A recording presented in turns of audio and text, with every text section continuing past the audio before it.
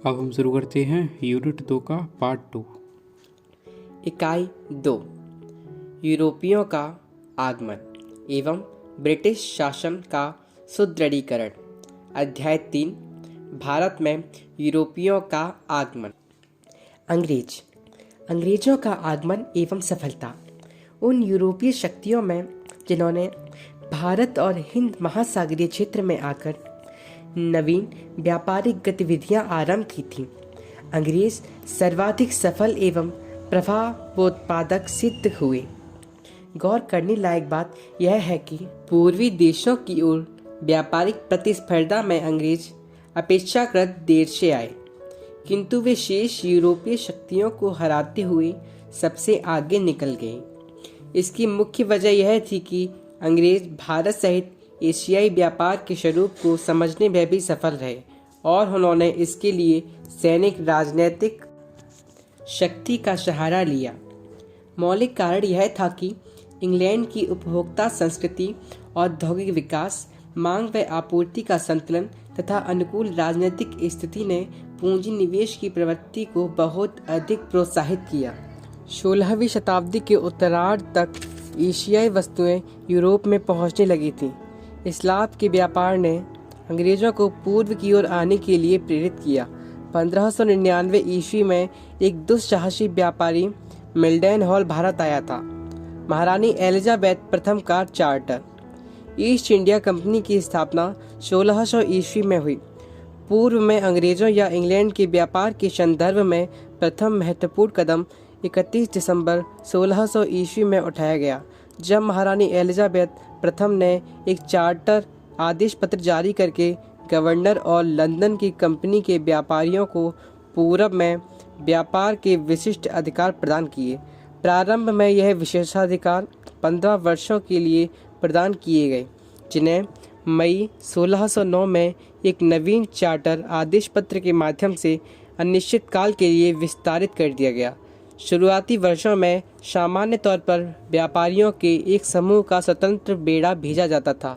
ऐसी यात्रा से प्राप्त लाभ को वे आपस में बांट लेते थे। वित्तीय दृष्टि से east India company Dutch company की तुलना में छोटी कंपनी थी।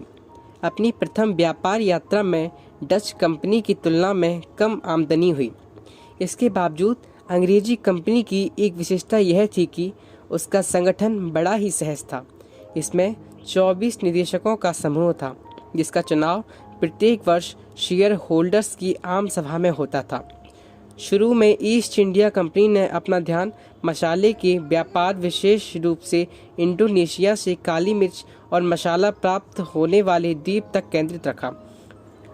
प्रथम 12 वर्षों तक इन्हें प्रत्येक वर्ष 20% लाभ होता रहा। शीघ्र ही अंग्रेजों ने भारत की वस्तुओं, विशेषकर कपड़े का महत्व समझा और वे उसका उपयोग मसाला खरीदने के लिए करने लगे। गुजरात में सूरत में कारखाना खोलने की योजना बनाई गई और कैप्टन विलियम हॉकिंस को मुगल बादशाह जहांगीर के दरबार में भेजा गया, जो 1609 में दरबार आगरा में पहुंचा, किंतु पुर्तगालियों के षड्यंत्र के कारण उसे खाली हाथ लौटना पड़ा। जब 1611 में कैप्टन मिडलेटन ने सूरत के निकट स्वाली हॉल में पुर्तगालियों के जहाजी बेड़े को परास्त किया, तो मुगल सम्राट जहांगीर ने प्रभावित होकर 1613 ईस्वी में सूरत में स्थायी कारखाना स्थापित करने की अनुमति प्रदान कर दी। इससे पूर्व 1611 ईस्वी में मसूलीपट्टनम में अंग्रेज एक कारखाना स्थापित कर चुके थे। बाद में पश्चिम तट के अनेक स्थानों पर उन्हें कारखाना खोलने की अनुमति मिली। हॉकिंस एवं थॉमस रॉ। जैसा कि विलियम हॉकिंस 1609 ईस्वी में जहांगीर के दरबार में पहुंचा, लेकिन सूरत में कारखाना खोलने की अनुमति प्राप्त करने में असफल रहा। सन 1615 में सर थॉमस रो को मुगल दरबार में भेजा गया, जो 1619 ईस्वी तक वहां रुका। यद्यपि वह मुगल शासक जहांगीर के साथ वाणिज्यिक संधि करने में असफल रहा, तथापि मुगल भारत में विभिन्न स्थानों पर कारखाने स्थापित करने के उसने विभिन्न विशेषाधिकार सुनिश्चित किए। रॉ ने शाही सहायता प्राप्त करने के लिए अपने कूटनीतिक कौशल का इस्तेमाल किया। इसके साथ साथ उन्होंने पुर्तगालियों के जहाज को लूटना और नष्ट करना जारी रखा और भारतीय जहाज़ों से भारी हर्जाना वसूलते रहे। उन्होंने अपनी नीति के अंतर्गत चेतावनी, संधियों, षड्यंत्र और आक्रमण का सहारा लिया। 1620 ईस्वी के नौसेना युद्ध में अंग्रेजों ने पुर्तगालियों को परास्त किया और इसके बाद पुर्तगालियों का खतरा लगभग समाप्त हो गया। 1633 ईस्वी में मुगल सेना ने बंगाल में हुगली से पुर्तगालियों को मार भगाया। अंग्रेजों का व्यापारिक विस्तार। पुर्तगालियों के प्रभाव और शक्ति को समाप्त कर अंग्रेजों ने भारत के विभिन्न हिस्सों में कारखानों की स्थापना की। 1630 ईस्वी तक सूरत और मछलीपट्टनम के अतिरिक्त भदौच और अहमदाबाद में कारखाने खोले गए और कंपनी की सुरक्षा की दृष्टि से इनकी किलेबंदी की गई। 1625 में अंग्रेजों ने सूरत की किलेबंदी की। इससे उनकी क्षेत्र विस्तार की और साम्राज्यवादी महत्वाकांक्षा का पता चलता है।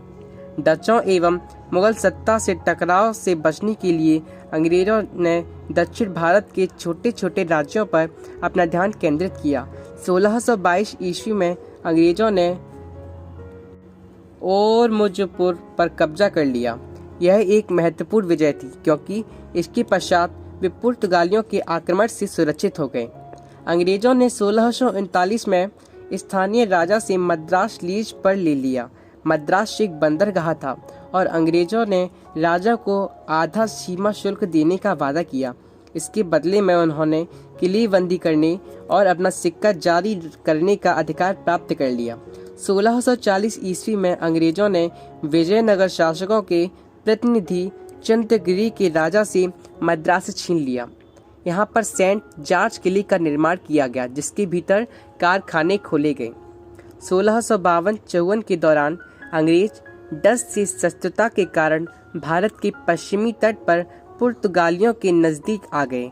1661 ईस्वी में ब्रिटेन के सम्राट चार्ल्स द्वितीय ने पुर्तगाल की राजकुमारी से विवाह कर लिया जिसमें दहेज स्वरूप उसे बम्बई टापू मिल गया। चार्ल्स ने इसे 10 पाउंड वार्षिक के मामूली से किराए पर ईस्ट इंडिया कंपनी को दे दिया। 1687 ईस्वी में ईस्ट इंडिया कंपनी का मुख्यालय सूरत से बम्बई लाया गया और धीरे धीरे सर चार्ल्स ऑक्सैंडम 1662 से 1669, जेराल्ड ऑंगियर 1669 से 77 और सर जॉन चाइल्ड 1682-90 के प्रशासन के दौरान समृद्धि की तरफ बढ़ने लगा। पूर्वी भारत में कंपनी का बढ़ता प्रभाव। 1630 के बाद पूर्वी भारत में ईस्ट इंडिया कंपनी का प्रभाव तेजी से बढ़ा। 1633 ईस्वी में उड़ीसा के बालासोर और 1651 में बंगाल के हुगली में कारखाने स्थापित किए गए। बिहार में पटना और बंगाल में ढाका और काशिम बाजार में भी कई कारखाने खुले। 1658 ईस्वी में बंगाल, बिहार, उड़ीसा और कोरोमंडल तट सेंट जॉर्ज किले के नियंत्रण में आ गए। पूर्वी भारत में कंपनी को अपने व्यापार के लिए माल जैसे कपड़े का थान, सिल्क, चीनी और सोरा देश के अंदरूनी हिस्सों में लाना पड़ता था। इसके लिए उन्हें कई जगह चुंगी और सीमा शुल्क देना पड़ता था। कंपनी ने बराबर इन बाधाओं को दूर करने का प्रयत्न किया। 1651, 1656 और 1672 में प्राप्त फरमानों से उन्हें इन बाधाओं से मुक्ति मिली। अब उन्हें कुछ निश्चित राशि भारतीय राजाओं को देनी पड़ती थी। 1680 में मुगल सम्राट ने कंपनी पर जजिया कर लगाया और इसके बदले में कंपनी को सूरत के अलावा सभी जगह सीमा शुल्क रहित व्यापार करने की अनुमति दे दी। कलकत्ता में व्यापार की शुरुआत। 1690 ईस्वी में बंगाल के नवाब इब्राहिम खान ने ईस्ट इंडिया कंपनी को निमंत्रित किया। 1691 ईस्वी के फरमान द्वारा औरंगजेब ने एक निश्चित वार्षिक राशि के बदले में बंगाल में चुंगी रहित व्यापार की अनुमति अंग्रेजी कंपनी को दी। शीघ्र ही अंग्रेजों ने सुल्तानती में एक कारखाना स्थापित कर लिया और इसे किलाबंद कर लिया। 1696 में एक जमींदार शोभा सिंह ने बगावत कर दी। 1698 ईस्वी में 1200 रुपये में कंपनी ने जमींदार अर्थात राजस्व वसूलने का अधिकार खरीद लिया। इससे उन्हें सुल्तानती, गोविंदपुर और कलकत्ता गांव की जमींदारी मिल गई। इस प्रकार ईस्ट इंडिया कंपनी ने 90 वर्षों के अंदर 3 प्रमुख बंदरगाहों बम्बई, मद्रास एवं कलकत्ता पर अधिकार कर लिया। 17वीं शताब्दी के मध्य तक डच ईस्ट इंडिया कंपनी का सफाया हो गया। 1700 ईस्वी में बंगाल के कारखाने प्रेसिडेंट और परिषद के अधिकार में आ गए, जिनका मुख्यालय फोर्ट विलियम नामक किलेबंदी बस्ती में था। कलकत्ता नाम का अंग्रेजीकरण करके कलकत्ता कर दिया। तत्पश्चात इस बस्ती का तेजी से विकास हुआ। फर्रुखसियर फरमान एवं कंपनी व्यापार का विस्तार। औरंगजेब की मृत्यु के पश्चात मुगल साम्राज्य कमजोर हो गया और अंग्रेजों ने इसका लाभ उठाते हुए कई छूटें और विशेषाधिकार प्राप्त किए। 1770 ईस्वी में जॉर्ज शरमैन की अध्यक्षता में अंग्रेजी शिष्टमंडल मुगल सम्राट फर्रुखसियर से फरमान पाने में सफल रहा, जिससे 1691 के फरमान के निमित्त सुविधाएं गुजरात एवं दक्कन में बढ़ा दी गईं। 1717 में मुगल बादशाह फर्रुखसियर ने एक शाही फरमान जारी करके कंपनी को विभिन्न विशेषाधिकार प्रदान किए। इसके अंतर्गत ईस्ट इंडिया कंपनी को कलकत्ता के आसपास के और अधिक क्षेत्रों में राजस्व वसूली के अधिकार प्रदान किए गए। 10,000 रुपए सालाना राशि देने के एवज में सूरत के सभी करों से उन्हें मुक्ति मिल गई। कंपनी को बिना शुल्क दिए बंगाल में मुक्त रूप से व्यापार करने की छूट मिली, जिसके बदले में कंपनी को 30,000 रुपए की एक रकम वार्षिक रूप से अदा करनी थी। बम्बई में ढाले गए कंपनी के सिक्कों को पूरे मुगल साम्राज्य में वैधता प्रदान करने की भी घोषणा की गई। कंपनी के हैदराबाद के पुराने विशेषाधिकारों को बनाए रखा गया और उस क्षेत्र में उन्हें कर छूट दी गई इत्यादि विशेषाधिकार शामिल थे। पुर्तगालियों एवं डचों के साथ अंग्रेजों का संघर्ष। स्वयं को स्थापित करने में एक ओर अंग्रेजी कंपनी को मुगल और भारतीय राज्यों से निपटना पड़ा, तो दूसरी ओर उन्हें पुर्तगालियों और डचों से भी लोहा लेना पड़ा। 17वीं शताब्दी के शुरुआती 3 दशकों में उन्हें पुर्तगालियों का सामना करना पड़ा। 1630 में मैड्रिड संधि के पश्चात अंग्रेजों और पुर्तगालियों की शत्रुता समाप्त हो गई। 1634 ईस्वी में सूरत स्थित अंग्रेजी कारखाने के अध्यक्ष और गोवा स्थित पुर्तगाली वायसराय के बीच एक दूसरी संधि हुई, जिसके अनुसार भारत के वाणिज्यिक मामलों में दोनों देशों ने एक दूसरे की सहायता करने का निर्णय लिया। 1654 ईस्वी में पुर्तगालियों ने पूर्व के व्यापार पर अंग्रेजों के अधिकार को स्वीकार कर लिया और 1661 की संधि के अंतर्गत भारत के डचों के विरुद्ध दोनों एकजुट हो गए। डच व्यापारिक शक्ति के संदर्भ में गौर करें तो स्पष्ट होता है कि डचों ने मसाले के व्यापार से न केवल पुर्तगालियों को निष्कासित कर दिया था, अपितु दक्षिण पूर्वी एशिया से अंग्रेजों को भी मार भगाया था। यद्यपि डचों की रुचि मुख्य रूप से मसाला उत्पादक द्वीपों में थी, पर उन्होंने पुलिकिट 1610, सूरत 1616, चिंसुरा 1653, कासिम बाजार, बरंगगौर, पटना, बालासोर, नागपट्टनम 1659 और कोचीन 1663 में अपने कारखाने भी खोल रखे थे। डच अंग्रेजों की अपेक्षा सुरक्षित स्थिति में थे। उन्होंने दक्षिण पूर्व एशिया पर अपना अधिकार जमा रखा था, इसलिए उन पर अंग्रेजों की तरह भारत में राज्य क्षेत्र हासिल करने का दबाव नहीं था। 1653-54 के बाद कई बार डचों और अंग्रेजों की शत्रुता मुठभेड़ की स्थिति में पहुंच गई। इसी समय डच जहाजी बेड़े स्वाली के निकट पहुंच गए और अंग्रेजों को सूरत में अपना कारोबार स्थगित करना पड़ा। 1667 में डच भारत में स्थापित अंग्रेजी अड्डों को छोड़ने के लिए राजी हो गए और अंग्रेजों ने इंडोनेशिया पर अपना दबाव छोड़ दिया। इस प्रकार दोनों शक्तियों ने पारस्परिक समझौता कर लिया। इसके बावजूद अंग्रेज निरंतर डचों को भारत भूमि से बाहर निकालने का प्रयत्न करते रहे और डचों ने देशी व्यापार तक स्वयं को सीमित कर लिया। 18वीं शताब्दी में डचों का तेजी से पतन हुआ। अंग्रेजों के विशेषाधिकारों में वृद्धि हुई और उन्होंने कई वस्तुओं के व्यापार पर नियंत्रण कर लिया। अंत में 1795 में अंग्रेजों ने डचों को भारत से निकाल बाहर किया। जिससे उनका भारत अधिकार क्षेत्र समाप्त हो गए। अंग्रेजों के व्यापार एवं विस्तार का प्रभाव। अंग्रेजों ने शीघ्र ही अरब सागर और फारस की खाड़ी पर अपना एकाधिकार कर लिया। अंग्रेज भारत से वस्त्र, नील, शौरा, मशाले, मलमल इत्यादि ले जाते थे। आरंभ में अंग्रेजों द्वारा भारतीय वस्तुओं का बड़े पैमाने पर आयात किए जाने के कारण भारतीय दस्तकारी को बहुत लाभ पहुंचा। बड़े बड़े भारतीय व्यापारी कंपनी के मध्यस्थ व्यापारी के रूप में काम करने लगे। अपनी समकालीन यूरोपीय तथा भारतीय शक्तियों को पराजित करने के बाद अंग्रेजों ने भारत में अपना राजनीतिक प्रसार आरंभ कर दिया ताकि व्यापारिक आवश्यकताएं पूरी की जा सकें। इसी क्रम में अंग्रेज भारत में मुगलों की वैकल्पिक शक्ति के रूप में उभरे। 1764 ईस्वी तक बंगाल विजय के बाद से तो अंग्रेजों ने ब्रिटिश औद्योगिक क्रांति की आवश्यकताओं के अनुरूप व्यापार को स्वरूप प्रदान किया। फ्रांसीसियों का भारत आगमन। अन्य यूरोपीय कंपनियों की भांति फ्रांसीसी कंपनी भी वाणिज्यिक गतिविधियों और विचारों की उपज थी। अन्य समकालीन यूरोपीय शक्तियों की तुलना में फ्रांसीसी शक्ति को भारतीय तटों तक पहुंचने में देर लग गई। फ्रांसीसी 17वीं शताब्दी के पूर्वार्ध तक मेडागास्कर इत्यादि क्षेत्रों में व्यस्त थे।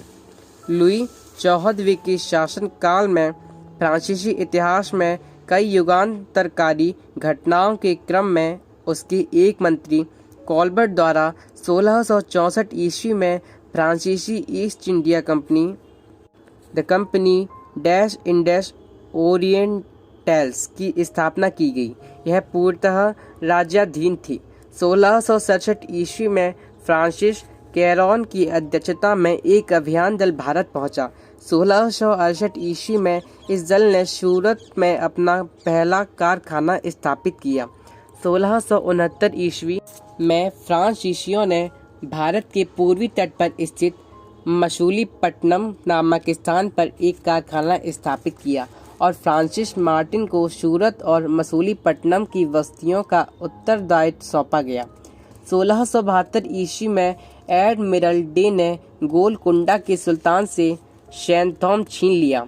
1673 ईस्वी में फ्रैंको मार्टिन तथा लेस्पिने ने वलीकोंडापुरम के शासक शेर खां लोदी से एक छोटा क्षेत्र पुदुचेरी प्राप्त किया। फ्रैंको मार्टिन के नेतृत्व में यहीं पांडिचेरी का विकास प्रारंभ हुआ।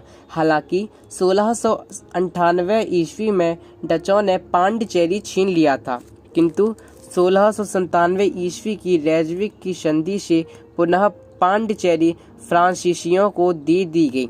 इसी प्रकार 1690 ईस्वी में मुगल गवर्नर से चंद्रनगर फ्रांसीसी कंपनी ने प्राप्त किया। हालांकि 1665 ईस्वी और 1695 ईस्वी के मध्य फ्रांसीसी कंपनी ने 74 सुसज्जित जहाज भारत भेजे थे, लेकिन अंग्रेजों और डचों की तुलना में उनकी गतिविधि अभी भी बेहद कम थी। फ्रांसीसी कंपनी का पुनर्गठन। फ्रांसीसी कंपनी की वित्तीय स्थिति बेहद कमजोर थी, लेकिन 1720 में इसके पुनर्गठन के पश्चात कंपनी की स्थिति बेहतर हुई। 1721 ईस्वी में फ्रांसीसियों ने मॉरिशस पर कब्जा कर लिया। इससे उनकी नौसैनिक शक्ति में वृद्धि हुई और अंग्रेजों से मुकाबला करने की शक्ति अर्जित की।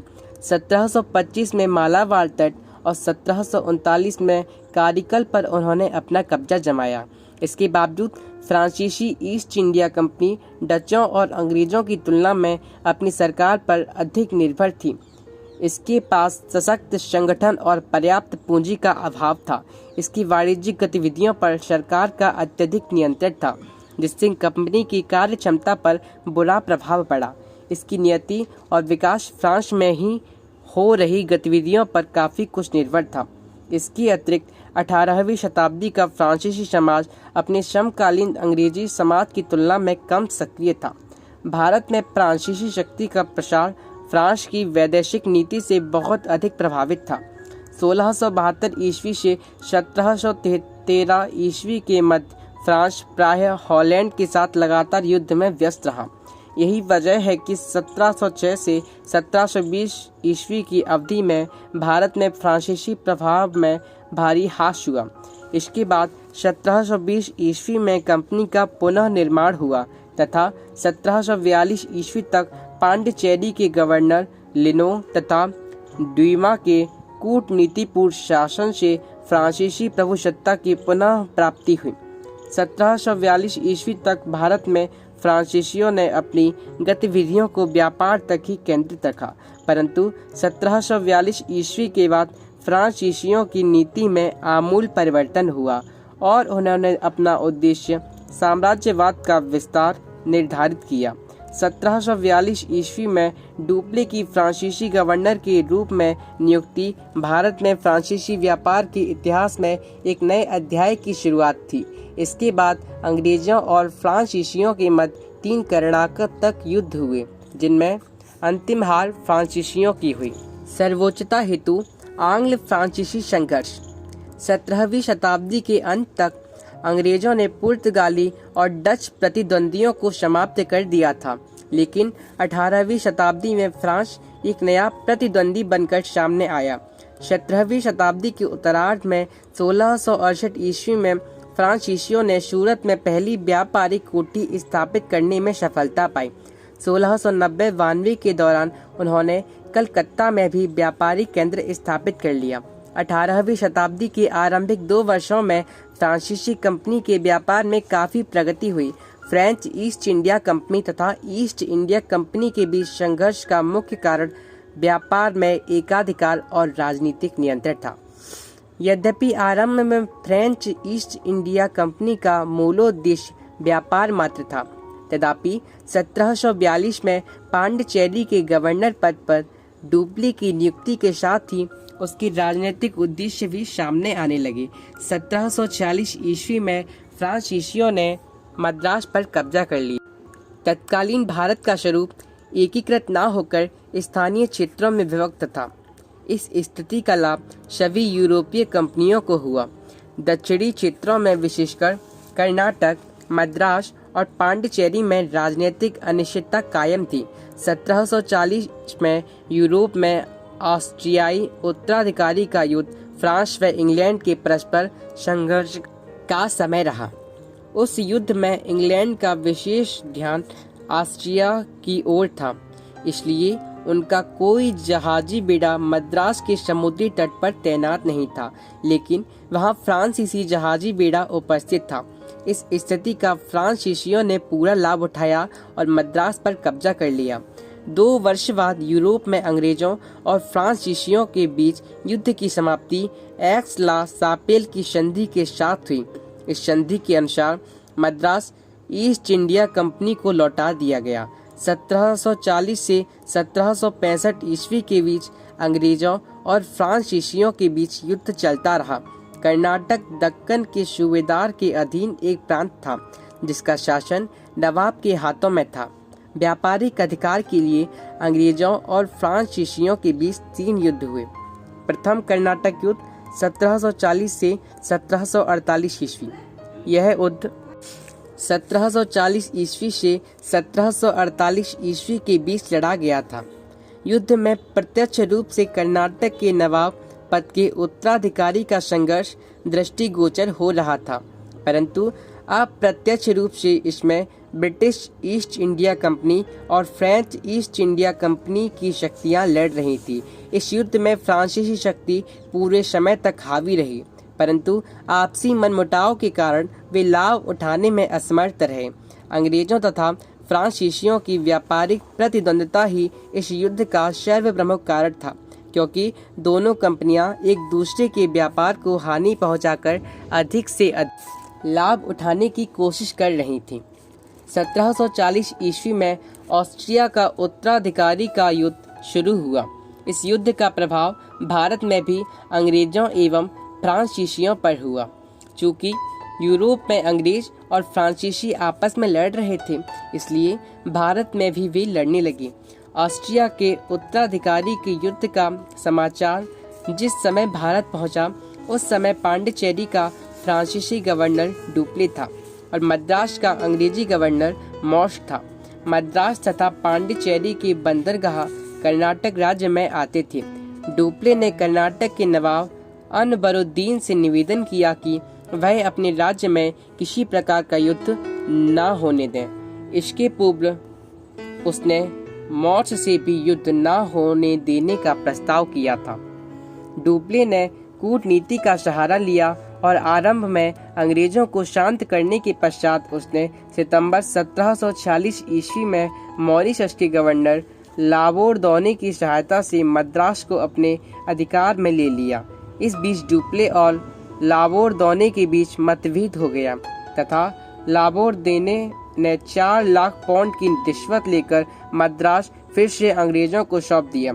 लाबोर्दोने के मॉरिशस वापस जाने पर डुप्ले ने फिर से मद्रास पर अधिकार कर लिया। डुप्ले ने कर्नाटक के नवाब अनवरुद्दीन को यह आश्वासन दिया था कि वह मद्रास को जीतने के बाद उसे सौंप देगा, परंतु डुप्ले ने ऐसा नहीं किया। इस कारण अनवरुद्दीन के पुत्र महफूज खां ने विशाल सेना की सहायता से फ्रांसीसियों पर आक्रमण कर दिया। डुप्ले के नेतृत्व में फ्रांसीसी सेना के अड़यार के समीप नवाब की सेना को पराजित कर दिया। मद्रास तथा नवाब की सेना पर विजयों से फ्रांसीसियों की महत्वाकांक्षा बढ़ गई और उन्होंने पांडिचेरी के दक्षिण में स्थित अंग्रेजों की एक अन्य बस्ती फोर्ट सेंट डेविड पर अधिकार करने का प्रयास किया, परंतु लगभग 1.5 वर्ष के घेरे के बाद भी डुप्ले इस बस्ती पर अधिकार करने में असमर्थ रहा। इस बीच इंग्लैंड से भारत में अंग्रेजों की सहायता के लिए सेना पहुंच गई। इस सहायता से उत्साहित होकर अंग्रेजों ने भी पांडिचेरी का घेरा डाल दिया, परंतु उस पर अधिकार करने में अंग्रेज भी असफल रहे और उन्हें फोर्ट सेंट डेविड वापस आना पड़ा। 1748 ईस्वी में यूरोप में अंग्रेजों और फ्रांसीसियों के बीच एक्स ला सापेल की संधि हुई, जिससे यूरोप में युद्ध समाप्त हो गया। इस संधि के परिणाम स्वरूप भारत में भी दोनों पक्षों के बीच युद्ध समाप्त हो गया। इस संधि के प्रावधानों के तहत अंग्रेजों को भारत में मद्रास और फ्रांसीसियों को उत्तरी अमेरिका में लुइसबर्ग फिर से प्राप्त हो गए। प्रथम कर्नाटक युद्ध का कोई तात्कालिक राजनीतिक प्रभाव भारत पर नहीं पड़ा। ना तो इस युद्ध से फ्रांसीसियों को कोई लाभ हुआ और ना ही अंग्रेजों को। इस युद्ध ने भारतीय राजाओं की कमजोरियों को उजागर किया। प्रथम कर्नाटक युद्ध के समय से जल सेना का महत्व बढ़ा और यह स्पष्ट हो गया कि अब भारतीय सेना यूरोपीय सेना से स्पष्ट रूप से कमजोर हो गई है और जिस शक्ति के पास जल सेना मजबूत होगी, भारत में उसी की सत्ता स्थापित होगी। देशी राजाओं की कमजोरियों को जानने के बाद फ्रांसीसियों और अंग्रेजों ने साम्राज्य विस्तार का निश्चय किया। सबसे बढ़कर इस युद्ध ने फ्रांसीसी गवर्नर डुप्ले तथा अंग्रेजी सेनापति क्लाइव की महत्वाकांक्षाओं को बढ़ा दिया। द्वितीय कर्नाटक युद्ध 1751 से 1755 ईस्वी। यह युद्ध 1751 ईस्वी से 1755 ईस्वी के बीच लड़ा गया। इस युद्ध की पृष्ठभूमि भारतीय परिस्थितियों में निर्मित हुई थी। कर्नाटक में हैदराबाद के निजाम एवं मराठों के हस्तक्षेप से युद्ध की परिस्थितियां उत्पन्न हुई थीं। 1748 ईस्वी में हैदराबाद के निजाम आसफ जाह निजामुल मुल्क का देहावसान हो गए जाने पर उसके पुत्र मुजफ्फर जंग और नासिर जंग के बीच उत्तराधिकार का युद्ध शुरू हो गया। ठीक उसी समय कर्नाटक में भी इसी प्रकार का संघर्ष कर्नाटक के नवाब अनवरुद्दीन तथा भूतपूर्व नवाब दोस्त अली के दामाद चंदा साहब के बीच शुरू हो गया। हैदराबाद और कर्नाटक के उत्तराधिकारी के युद्ध में अंग्रेजों और फ्रांसीसियों ने खुलकर भाग लिया। अंग्रेजों ने हैदराबाद में नासिर जंग का तथा कर्नाटक में अनवरुद्दीन का साथ दिया, जबकि फ्रांसीसियों ने कर्नाटक में चंदा साहब को और हैदराबाद में मुजफ्फर जंग का साथ दिया। इस कारण एक बार फिर दोनों यूरोपीय शक्तियां आपस में लड़ पड़ी। उधर 1749 ईस्वी में तंजापुर में भी उत्तराधिकार का युद्ध शुरू हो गया। इस युद्ध में भाग लेकर अंग्रेजों ने देवी कोटाई नामक क्षेत्र को अपने अधिकार में ले लिया। इससे फ्रांसीसी क्षुब्ध हो गए और अंग्रेजों का विरोध करने लगे। फ्रांसीसी गवर्नर डुप्ले चंदा साहब तथा मुजफ्फर जंग से संधि करने के पश्चात अपने समर्थकों को सत्तासीन करने का प्रयत्न करने लगा। डुप्ले ने इन दोनों की सहायता से कर्नाटक के नवाब अनवरुद्दीन पर आक्रमण किया।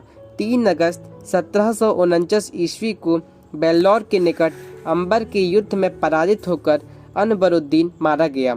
युद्ध क्षेत्र से अनवरुद्दीन का पुत्र मोहम्मद अली भाग गया। इस तरह कर्नाटक पर चंदा साहब का अधिकार हो गया। डुप्ले की सहायता से प्रसन्न होकर चंदा साहब ने पांडिचेरी के निकट एक विशाल क्षेत्र फ्रांसीसियों को उपहार स्वरूप प्रदान किया। कर्नाटक में फ्रांसीसी प्रभाव को सीमित करने के लिए अंग्रेजों ने हैदराबाद के नासिरुद्दीन को कर्नाटक के विरुद्ध आक्रमण के लिए प्रेरित किया। 1750 ईस्वी में नासिर जंग ने कर्नाटक पर आक्रमण किया। नासिर जंग ने मुजफ्फर जंग को बंदी बना लिया। इस समय डुप्ले ने कूटनीति का सहारा लिया और नासिर जंग के सैन्य अधिकारियों को प्रलोभन देकर अपने पक्ष में कर लिया। इन अधिकारियों ने 1750 ईस्वी के अंत में नासिर जंग की हत्या कर दी। मुजफ्फर जंग को हैदराबाद का नवाब घोषित कर दिया गया, परंतु मुजफ्फर जंग की पद पर आसीन होने की पूर्व की हत्या कर दी गई। इस स्थिति में नासिर जंग के छोटे भाई सलावत जंग को हैदराबाद का नवाब बनाया गया। सलावत जंग ने फ्रांसीसियों को उपहार स्वरूप उत्तरी प्रदेश प्रदान किया। 1751 ईस्वी में अंग्रेजों की ओर से मद्रास में सैंडर्स को गवर्नर बनाया गया। उसने कर्नाटक में मोहम्मद अली की सहायता के लिए मई 1751 ईस्वी में अंग्रेजी सेना त्रिचनापल्ली की ओर भेज दी। परिस्थितियों को देखते हुए फ्रांसीसियों ने भी चंदा साहब की रक्षा के लिए सेना भेज दी। दोनों ओर से सेना भेजे जाने के कारण कर्नाटक युद्ध क्षेत्र बन गया। इसी वर्ष तंजावुर और मैसूर के शासक तथा मराठा सरदार मुरारी राव अंग्रेजों के पक्ष में हो गए, जिससे परिस्थितियां और विकट हो गईं। जब अंग्रेज और फ्रांसीसी त्रिचनापल्ली की घेरेबंदी में लगे थे, ठीक उसी समय रॉबर्ट क्लाइव ने गवर्नर सैंडर्स को कर्नाटक की राजधानी अर्काट पर आक्रमण करने की सलाह दी। अगस्त 1751 ईस्वी में क्लाइव ने अर्काट पर विजय प्राप्त कर ली। चंदा साहब को जब इसका समाचार मिला, तब उसने अपने पुत्र रजा खां के नेतृत्व में एक विशाल सेना अर्काट की ओर भेजी। रजा खां ने अर्काट में क्लाइव को घेर लिया और उस पर दबाव बनाने में भी सफल रहा, परंतु इसी बीच मेजर लॉरेंस की अध्यक्षता में एक अंग्रेजी सेना क्लाइव की सहायता के लिए पहुंच गई। रजा खां को व्यवस्थापूर्वक पीछे हटना पड़ा।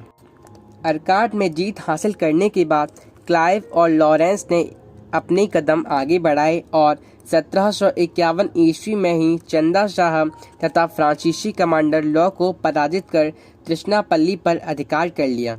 चंदा साहब तत्काल भागने में सफल रहा, परंतु बाद में ही उसकी हत्या कर दी गई। अंग्रेजों ने चंदा साहब की जगह मोहम्मद अली को कर्नाटक का नवाब बनाया।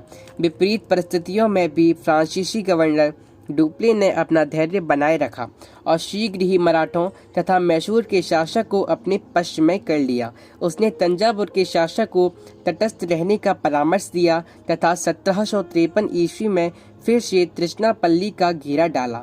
1753 ईस्वी में अंग्रेजों और फ्रांसीसियों की जीत का सिलसिला चलता रहा। फ्रांस की सरकार डुप्ले की लगातार संघर्ष की नीति से तंग आ गई थी और इसीलिए उसने डुप्ले को फ्रांस बुलाने का निर्णय लिया। डुप्ले को फ्रांस बुला लिया गया तथा उसकी जगह गोडह्यू को गवर्नर नियुक्त किया गया। गोडह्यू अदूरदर्शी राजनीतिक था, इसलिए भारत में अपना पद संभालने के साथ ही अंग्रेजों के साथ समझौते के लिए वार्ताएं शुरू कर दी। 1755 ईस्वी में अंग्रेजों तथा फ्रांसीसियों के बीच पांडिचेरी में संधि हो गई और द्वितीय कर्नाटक युद्ध समाप्त हो गया। संधि में इस प्रावधान को केंद्रित किया गया कि दोनों शक्तियां भारतीय राज्यों के आंतरिक मामलों में किसी प्रकार का हस्तक्षेप नहीं करेंगी। अंग्रेजों और फ्रांसीसियों ने एक दूसरे के विजित प्रदेशों को वापस कर दिया। यह भी प्रावधान किया गया कि यदि दोनों देशों की सरकारें इसे मान्यता प्रदान कर देंगी तो यह संधि स्थायी होगी। 1755 ईस्वी में ही फ्रांस तथा इंग्लैंड के बीच सप्तवर्षीय युद्ध शुरू हो गया और पांडिचेरी की संधि अप्रासंगिक हो गई। द्वितीय कर्नाटक युद्ध ने भारतीय इतिहास पर दूरगामी प्रभाव छोड़ा। इस युद्ध के दौरान डुप्ले के नेतृत्व में फ्रांसीसी अंग्रेजों पर हावी रहे थे, किंतु युद्ध के अंतिम समय में डुप्ले को वापस बुला लिए जाने से फ्रांसीसियों का प्रभाव घटने लगा। इस युद्ध के अंत ने भारत में डुप्ले की सफलताओं को खा कर दिया, जबकि इस समय से रॉबर्ट क्लाइव का महत्व बढ़ने लगा। वस्तुतः पांडिचेरी की संधि द्वारा अंग्रेजों ने वह सब कुछ प्राप्त कर लिया जिसकी प्राप्ति के लिए डुप्ले के नेतृत्व में फ्रांसीसी प्रयासरत थे। कर्नाटक के द्वितीय युद्ध ने स्पष्ट कर दिया कि भारत में आने वाला समय अंग्रेजों का है। फ्रांसीसी अपने देश की अंतर्विरोधात्मक नीतियों के चंगुल में फंसे थे, जबकि अंग्रेजों को उनके देश ने पूर्ण सहयोग दिया। वस्तुतः फ्रांसीसी गवर्नर गॉड ह्यूम ने भारत में फ्रांसीसियों के पतन का मार्ग प्रशस्त कर दिया। तृतीय कर्नाटक युद्ध 1758 से 1763 ईस्वी। द्वितीय कर्नाटक युद्ध की समाप्ति पांडिचेरी की संधि से हुई थी। पांडिचेरी की संधि अस्थायी साबित हुई। 1756 ईस्वी में यूरोप में फ्रांसीसियों और अंग्रेजों के बीच सप्तवर्षीय युद्ध शुरू हो गया। इस युद्ध ने एक बार फिर भारत में अंग्रेजों और फ्रांसीसियों के बीच युद्ध का वातावरण उपस्थित कर दिया।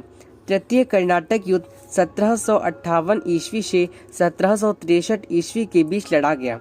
भारत में अंग्रेजों के बढ़ते वर्चस्व को रोकने के लिए फ्रांसीसी सरकार ने सेनापति काउंट डी लाली को एक विशाल सेना के साथ भारत भेजा।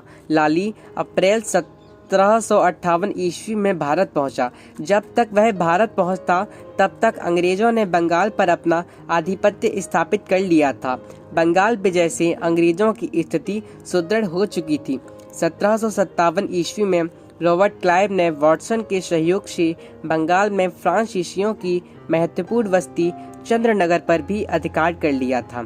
इसी वर्ष अंग्रेजों ने प्लासी के युद्ध में विजय प्राप्त कर बंगाल पर अपना प्रभुत्व स्थापित कर लिया। लाली ने भारत में आने के बाद सबसे पहले अंग्रेजों की बस्ती फोर्ट सेंट डेविड पर घेरा डाला और जून 1758 में उस पर कब्जा कर लिया। फोर्ट सेंट डेविड को जीतने के बाद लाली ने तंजावुर का घेरा डाला। यह घेरा बहुत लंबे समय तक रहा, जिसका पूरा फायदा अंग्रेजों ने उठाया। अंग्रेजों ने एक सैनिक टुकड़ी बंगाल से तंजावुर की ओर भेजी। बाद में लाली को मजबूरीवश तंजावुर पर से घेरा उठाना पड़ा और इससे फ्रांसीसियों के प्रभाव में कमी आई। तंजावुर से खाली हाथ लौटने के बाद लाली ने मद्रास पर घेरा डालने का निर्णय लिया। इसके बाद उसने हैदराबाद के गवर्नर बुस्सी को सहयोग के लिए बुलाया। बुस्सी के हैदराबाद छोड़ने का अंग्रेजों को लाभ हुआ। अंग्रेज कर्नल फोर्ड ने उत्तरी सरकार पर अधिकार कर लिया और भयवश हैदराबाद का शासक सलावत जंग भी अंग्रेजों के पक्ष में हो गया। फ्रांसीसी मद्रास का घेरा डालने में तो सफल रहे, परंतु बाद में खाली हाथ ही यहाँ का घेरा भी उठाना पड़ा। मद्रास के घेरे के एक वर्ष बाद तक अंग्रेजों तथा फ्रांसीसियों के बीच छोटी मोटी झड़पें होती रहीं, जिसमें फ्रांसीसियों का प्रभाव दिन ब दिन घटता गया। 1759 ईस्वी में अंग्रेजी सेना नायक कूक एक विशाल सेना के साथ मद्रास पहुंचा। 1760 ईस्वी में मद्रास तथा पांडिचेरी के बीच स्थित वांडीवास नामक स्थान में अंग्रेजी सेना ने फ्रांसीसी सेना को बुरी तरह से पराजित किया। फ्रांसीसी सेनापति बुस्सी बंदी बना लिया गया। वस्तुतः वांडीवास के युद्ध ने भारत में फ्रांसीसियों के भाग्य का अंत कर दिया। 1763 ईस्वी में यूरोप में फ्रांसीसियों एवं अंग्रेजों के बीच पेरिस में संधि हो गई। इस संधि के बाद भारत में भी दोनों शक्तियों के बीच संघर्ष समाप्त हो गया। पांडिचेरी, चंद्रनगर आदि प्रदेश संधि के तहत फ्रांसीसियों को लौटा दिए गए, परंतु संधि में यह शर्त भी रखी गई कि फ्रांसीसी भारत में सेना नहीं रख सकेंगे। इस संधि के बाद फ्रांसीसियों ने अंग्रेजों का विरोध करना छोड़ दिया और अपना सारा ध्यान व्यापार पर केंद्रित कर लिया। पेरिस की संधि ने भारत में फ्रांसीसी साम्राज्य के विस्तार के लिए डुप्ले द्वारा रखी गई मजबूत नींव को उखाड़ कर फेंक दिया। फ्रांसीसियों की पराजय ने भारत के लिए राजनीतिक गुलामी का मार्ग खोल दिया। पुर्तगालियों एवं डचों को पराजित करने के बाद फ्रांसीसियों को हराकर अंग्रेजों ने अपना एक छत्र राज्य स्थापित कर लिया। फ्रांसीसियों की असफलता के कारण नेपोलियन के नेतृत्व में फ्रांसीसियों ने संपूर्ण विश्व में अपनी शक्ति का लोहा मनवा रखा था और डुप्ले के नेतृत्व में भी वे साम्राज्य विस्तार की ओर तीव्र गति से बढ़ रहे थे। किंतु 1754 ईस्वी में डुप्ले की वापसी और 1758 ईस्वी में काउंट डी लाली को गवर्नर बनाकर भारत भेजे जाने से फ्रांसीसियों की सभी योजनाएं धूल धूसरित हो गईं। डुप्ले ने लगातार संघर्ष और अपनी कूटनीतिक सूझ के द्वारा भारत के फ्रांसीसियों के अनुकूल जिस वातावरण का निर्माण किया था उसे उसके देश के ही अयोग्य अधिकारियों ने प्रतिकूल बना दिया। द्वितीय कर्नाटक युद्ध के बाद डुप्ले की वापसी के कारण रॉबर्ट क्लाइव के नेतृत्व में अंग्रेजों के प्रभाव में नियमित रूप से वृद्धि होने लगी। लाली की अदूरदर्शितापूर्ण नीति ने फ्रांसीसियों को उन गतिविधियों की ओर प्रेरित किया जिनसे भारत में उनकी राजनीतिक शक्ति पूर्ण रूप से प्रतिबंधित हो गई। भारत में फ्रांसीसियों की पराजय अथवा असफलता के लिए अनेक कारण छोटे एवं बड़े स्तर पर उत्तरदायी थे। इन्हीं कारणों की चर्चा आगे की जा रही है। अंग्रेजों की व्यापारिक तथा आर्थिक शिष्टता। अंग्रेजों की सफलता का एक कारण यह था कि फ्रांसीसियों की तुलना में उनकी कंपनी आर्थिक दृष्टि से अधिक सुदृढ़ थी। फ्रांसीसियों की तुलना में अंग्रेजों ने 1736 से 1756 ईस्वी के बीच लगभग 2.1/2 गुना अधिक व्यापार किया। युद्ध होने की स्थिति में भी अंग्रेजों ने अपना पूरा ध्यान व्यापार पर केंद्रित रखा, जिससे उनकी आर्थिक स्थिति कमजोर नहीं हुई। कंपनी का स्वरूप। फ्रांसीसी कंपनी एक सरकारी संस्था थी, जबकि अंग्रेजी कंपनी एक प्राइवेट कंपनी थी। इसका प्रभाव यह पड़ा कि फ्रांसीसी कंपनी के कर्मचारियों में लगन एवं निष्ठा की कमी थी। फ्रांसीसी कंपनी को ब्याज एवं एक निश्चित दर पर प्राप्त होता था, इसलिए वह भी कंपनी के कार्यों में अधिक रुचि नहीं लेते थे। फ्रांसीसी कंपनी पर सरकार की नीतियों का प्रत्यक्ष प्रभाव पड़ता था, जबकि अंग्रेज कंपनी का स्वरूप निजी होने के कारण उस पर सरकारी निर्णयों का विशेष प्रभाव नहीं पड़ता था। अंग्रेजों की बंगाल विजय। बंगाल पर विजय प्राप्त कर लेने के बाद अंग्रेजों की प्रतिष्ठा तो बढ़ी ही, साथ ही उसे बंगाल का अपार धन एवं जनशक्ति भी प्राप्त हुई। बंगाल से प्राप्त होने वाली आय का प्रयोग वे मद्रास के युद्ध में करते थे। फ्रांसीसियों के पास बंगाल जैसा कोई प्रदेश नहीं था तथा वे दक्षिण तक ही सीमित थे।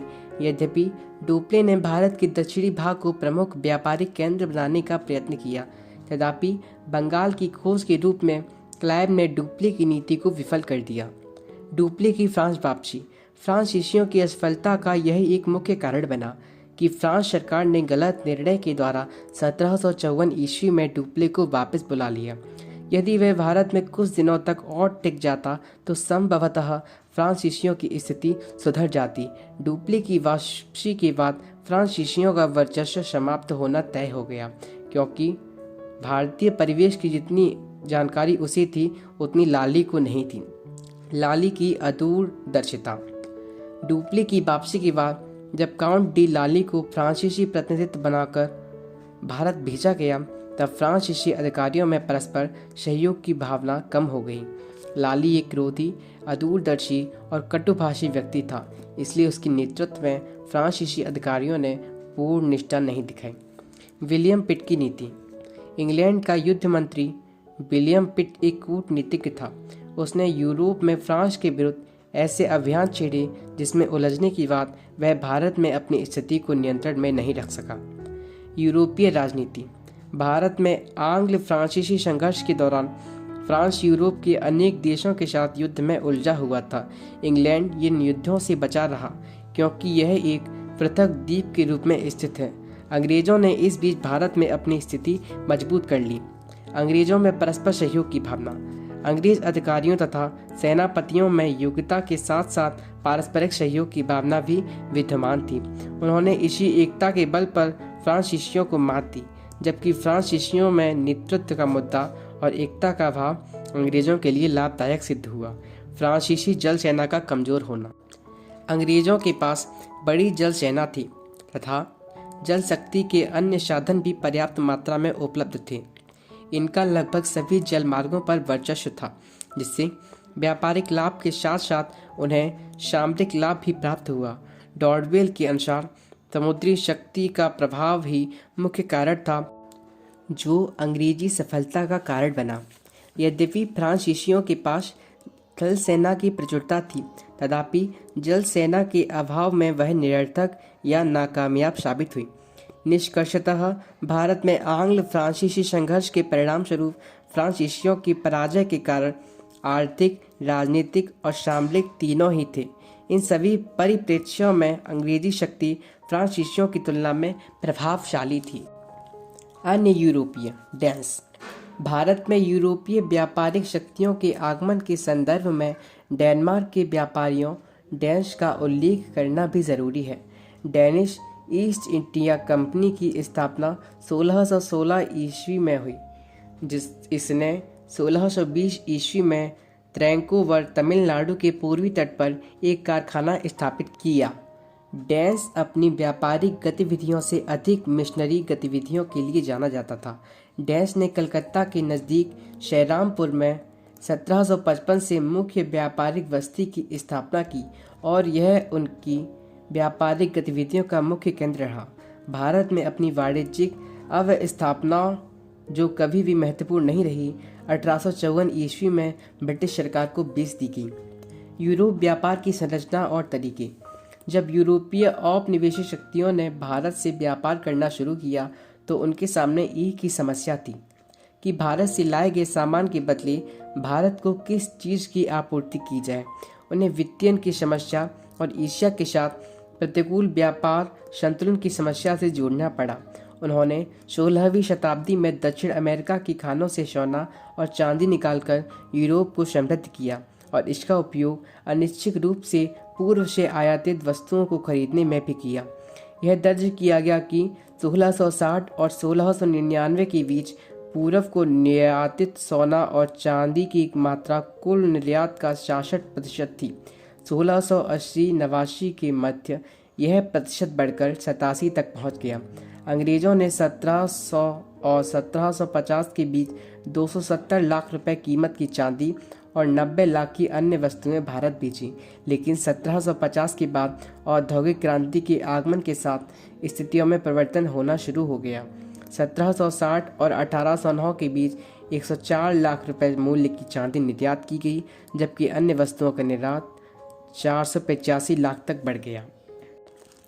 वाणिज्यवादी विश्वास के अनुसार बुलियन, सोने चांदी की ईंटें का निर्यात किसी देश की अर्थव्यवस्था एवं समृद्धि के लिए नुकसानदेह होता है। अतः इस दौरान यूरोपीय कंपनियां पूर्व की वस्तुओं के बदले दूसरी चीज़ें देने का विकल्प ढूंढ रही थीं। अंतर एशियाई व्यापार पर कब्जा करके उन्होंने इस समस्या का आंशिक समाधान खोजा। यूरोपीय व्यापार मसालों के द्वीप से लौंग और जापान से तांबा भारत और चीन तक पहुंचाते थे। भारतीय सूती वस्त्र को दक्षिण पूर्व एशिया और फारसी कालीन भारत पहुंचाते थे। इस तरह भारत से आयातित माल का कुछ मूल्य चुकाते थे। हालांकि 18वीं शताब्दी के उत्तरार्ध में ही अंग्रेज व्यापार घाटे का संपूर्ण समाधान तभी प्राप्त कर पाए जब अंग्रेजों ने बंगाल से राजस्व वसूलना शुरू किया और चीन को अफीम का निर्यात करने लगे। 16वीं और 17वीं शताब्दी के दौरान यूरोपीय कंपनियां एशिया से लाई गई वस्तुओं को यूरोप, अफ्रीका, अमेरिका महाद्वीप और मध्य पूर्व के बाजारों में बिक्री से भारी मुनाफा कमाते थे। यूरोपीय शक्तियों ने यूरोप, अमेरिका और अफ्रीका के बीच एक त्रिकोणीय व्यापार प्रारंभ किया। यूरोपीय औपनिवेशिक शक्तियां अमेरिका के बागानों के लिए दासों की नियुक्ति करती थीं और ये दास अफ्रीका के पश्चिमी तट से लाए जाते थे। इस पृष्ठभूमि में पूरब के साथ व्यापार आगे बढ़ा। आरंभ से ही यूरोपीय बाजारों में मसालों की मांग अत्यधिक थी। 16वीं एवं 17वीं शताब्दी में काली मिर्च का व्यापार अपने उत्कर्ष पर था।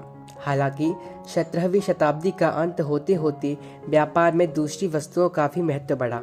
मसाले के स्थान पर कपड़ा, रेशम और शोला का महत्व तेजी से बढ़ा। 17वीं शताब्दी के दूसरे दशक से अंग्रेजी और डच कंपनियों में भारतीय वस्त्रों की मांग बढ़ गई। एशिया के दूसरे देशों में भारतीय कपड़ों की मांग बहुत थी और इसका उपयोग विनिमय वस्तु के रूप में किया जाता था। भारतीय कपड़े अपनी विविधता, उत्कृष्टता, प्रकार और डिजाइन के लिए प्रसिद्ध थे। उदाहरणार्थ गुजरात, कोरोमंडल और बंगाल में सादे रंगे हुए कढ़ाई वाले विभिन्न प्रकार के कपड़ों का उत्पादन किया जाता था। भारतीय रेशम और मलमल मोटे और परिष्कृत दोनों प्रकार के यूरोप और साथ ही साथ अफ्रीका और वेस्ट इंडीज के बाज़ारों में भी पाए जाते थे। आधिकारिक आंकड़ों के अनुसार 1614 में अंग्रेज कंपनी ने सूरत से 12,000 कपड़े के थान की मांग की, जो 1664 में 7,50,000 थान से भी अधिक पहुंच गई, जिसकी मात्रा कंपनी के समस्त व्यापार का 73% आंकी गई। 1690 तक कुल व्यापार में कपड़े का हिस्सा 83% तक पहुंच गया। इस समय यूरोप में उच्च वर्गों के बीच बंगाल के मलमल और कोरोमंडल के छींटदार कपड़ों की मांग विशेष रूप से बढ़ गई। इस बढ़ते हुए आयात से अंग्रेजी उत्पादक घबरा गए और उन्होंने भारतीय वस्त्रों के आयात पर प्रतिबंध लगाने के लिए राजनीतिक दबाव डाला। इसके परिणाम स्वरूप अंग्रेजी सरकार ने 1700, 1721 और 1735 में विभिन्न संरक्षणवादी विनियम पारित किए। इसके अतिरिक्त 17वीं शताब्दी में यूरोपीय बाजार में कच्चे रेशम की भी मांग बढ़ी। फ्रांसीसियों और अंग्रेजों द्वारा चार्ल्स पीटर शोला, जिसका उपयोग बारूद बनाने में किया जाता है, की बेतहाशा मांग की गई। इसके अतिरिक्त एक महत्वपूर्ण कच्चा माल होते हुए शोला भारी वस्तु होने के कारण का उपयोग जहाज़ों को संतुलित करने में भी किया जा सकता था। पटना शौर्य के व्यापार के एक प्रमुख केंद्र के रूप में उभरा। इसी प्रकार नील भी आयात की एक अन्य वस्तु थी, जिसका उपयोग कपड़ों को रंगने में किया जाता था, क्योंकि यह यूरोप में नीले रंग के लिए प्रयोग होने वाले परंपरागत पौधों की पत्तियों की तुलना में सस्ता एवं प्रयोग करने में आसान था। अन्य यूरोपीय शक्तियों की तुलना में अंग्रेज सफल क्यों हुए? सभी यूरोपीय राष्ट्रों जो नवीन समुद्री मार्ग की खोज के पश्चात भारत में व्यापारी के तौर पर आए, में से इंग्लैंड 18वीं शताब्दी के अंत तक सर्वाधिक शक्तिशाली एवं सफल राष्ट्र के रूप में उभरा। अन्य यूरोपीय शक्तियों पुर्तगाल, नीदरलैंड, फ्रांस एवं डेनमार्क के विरुद्ध अंग्रेजों की सफलता सामान्यतः विश्व में और विशिष्ट रूप से भारत में के लिए उत्तरदायी मुख्य कारक निम्न हैं। व्यापारिक कंपनियों की संरचना एवं प्रकृति। अंग्रेजी ईस्ट इंडिया कंपनी इंग्लैंड में विभिन्न प्रतिस्पर्धी कंपनियों को मिलाकर बनी। यह निदेशक मंडल द्वारा नियंत्रित होती थी, जिसके सदस्य वार्षिक रूप से चुने जाते थे। कंपनी के शेयर धारकों को इस पर अत्यधिक प्रभाव था, क्योंकि शेयरों की खरीद के माध्यम से मतों को खरीदा एवं बेचा जा सकता था। फ्रांस एवं पुर्तगाल की व्यापारिक कंपनियां व्यापक रूप से राज्य के स्वामित्वाधीन थी और कई तरीके से इनकी प्रकृति सामंतवादी थी। फ्रांसीसी कंपनी में राजा के 60% से अधिक शेयर होते थे और राजा द्वारा शेयर धारकों में से 2 निदेशकों को मनोनीत किया जाता था, जो सरकार द्वारा नियुक्त 2 उच्चायुक्तों का निर्णय करते थे। शेयर धारक कंपनी की उन्नति एवं समृद्धि में बेहद कम रुचि लेते थे, क्योंकि सरकार शेयर धारकों को लाभांश प्रदान करने का वचन देती थी। शेयर धारकों की रुचि के अभाव में 1725 से 1765 के बीच शेयर धारकों की कोई बैठक नहीं हुई और साधारण तौर पर कंपनी को राज्य के एक विभाग के तौर पर प्रबंधित किया गया। नौसैन्य सर्वोच्चता। ब्रिटेन की शाही नौसेना ने न केवल आकार में सबसे बड़ी थी, अपितु यह अपने समय की सबसे उन्नत नौसेना भी थी। स्पेन के आर्मडा और ट्रफलगर में फ्रांसीसियों पर मिली जीत ने यूरोपीय नौसेना शक्तियों में शाही नौसेना रॉयल नेवल को सबसे ऊंचा स्थान प्रदान किया। भारत में भी ब्रिटिश नौसेना बेड़ों के तीव्र एवं सशक्त परिचालन के कारण पुर्तगाली एवं फ्रांसीसी नौसेना को पराजित करने में सफल रहा। अंग्रेजों ने पुर्तगालियों से डच नौसेना के महत्व को समझा एवं सीखा तथा अपने जहाजी बेड़ों को प्रौद्योगिकी रूप से बेहतर बनाया। औद्योगिक क्रांति। इंग्लैंड में सूत कताई, भाप इंजन, मशीन करघा जैसी कई अन्य नवीन मशीनों की खोज के साथ 18वीं शताब्दी के पूर्वार्ध में औद्योगिक क्रांति प्रारंभ हुई। इन मशीनों ने कपड़ा, धातुकर्म, भाप शक्ति एवं कृषि के क्षेत्र में उत्पादन में अत्यधिक सुधार किया। बाद में औद्योगिक क्रांति अन्य यूरोपीय राष्ट्रों तक पहुंच गई और इसने इंग्लैंड को अपना आधिपत्य नेतृत्व बनाए रखने में मदद की। सैन्य कौशल एवं अनुशासन। ब्रिटेन के सिपाही अत्यधिक अनुशासित और सुप्रशिक्षित थे। ब्रिटिश कमांडर रणनीतिकार थे जो युद्ध क्षेत्र में नवीन तरीके अपनाते थे। प्रौद्योगिकी उन्नति ने सेना को और अधिक सुसज्जित किया। इन सब कारकों ने संयुक्त रूप से मिलकर छोटी अंग्रेजी सेना को बड़ी सेनाओं को पराजित करने में सक्षम बनाया। स्थायी सरकार। 1688 में गौरवमयी क्रांति के अपवाद सहित ब्रिटेन में डच राजशाही राजतंत्र के साथ स्थायी सरकार रही। फ्रांस जैसे अन्य यूरोपीय राष्ट्रों में 1789 में हिंसक क्रांति हुई और उसके बाद नेपोलियन युद्ध हुआ। 1815 में नेपोलियन की पराजय ने फ्रांस की स्थिति को महत्वपूर्ण रूप से प्रभावित किया। इटली 1861 के उत्तरार्ध में एक राष्ट्र के तौर पर एकीकृत हुआ। 17वीं शताब्दी में डच एवं स्पेन 80 वर्ष तक युद्ध में संलग्न रहे। डच ईस्ट इंडिया कंपनी 1800 में दिवालियापन से प्रभावित को अपने अधिकार क्षेत्र ब्रिटेन को बेचने और एशिया छोड़ने हेतु बाध्य होना पड़ा। धर्म के प्रति न्यून उत्साह। ब्रिटेन का स्पेन, पुर्तगाल एवं डच की अपेक्षा ईसाईयत के प्रसार में कम रुझान था। इस प्रकार इसका शासन अन्य औपनिवेशिक शक्तियों की तुलना में कहीं अधिक स्वीकार था। ऋण बाजार का उपयोग। ब्रिटेन की अन्य यूरोपीय शक्तियों की अपेक्षा सफलता प्राप्ति के पीछे युद्धों के वित्तीयन के लिए ऋण बाजार का उपयोग करना भी एक बड़ा कारण रहा। सरकारी ऋण पत्रों को पूंजी बाजार में इस वचन के साथ बेचने की फ्रांस एवं स्पेन जैसे प्रतिद्वंदी देशों को ब्रिटेन द्वारा पराजित करने पर अच्छा प्रतिफल प्रदान किया जाएगा के लिए विश्व का प्रथम केंद्रीय बैंक बैंक ऑफ इंग्लैंड की स्थापना की गई। इस प्रकार ब्रिटेन अपने प्रतिद्वंदी की अपेक्षा सेना पर अधिक व्यय कर सका। ब्रिटेन का प्रतिद्वंदी फ्रांस अंग्रेजों द्वारा सेना पर व्यय से तालमेल नहीं बैठा सका। 1694 और 1812 के बीच प्रथम राजतंत्र के अंतर्गत और फिर क्रांतिकारी सरकारों के अधीन तथा अंत में नेपोलियन बोनापार्ट के नेतृत्व में अपने अप्रचलित धन जुटाने के तरीकों से फ्रांस दिवालिया हो गया। इस प्रकार यूनिट 2 का अध्याय 3 समाप्त होता है। यदि आपको हमारी वीडियो अच्छे लगते हैं तो उन्हें लाइक शेयर जरूर करें। धन्यवाद।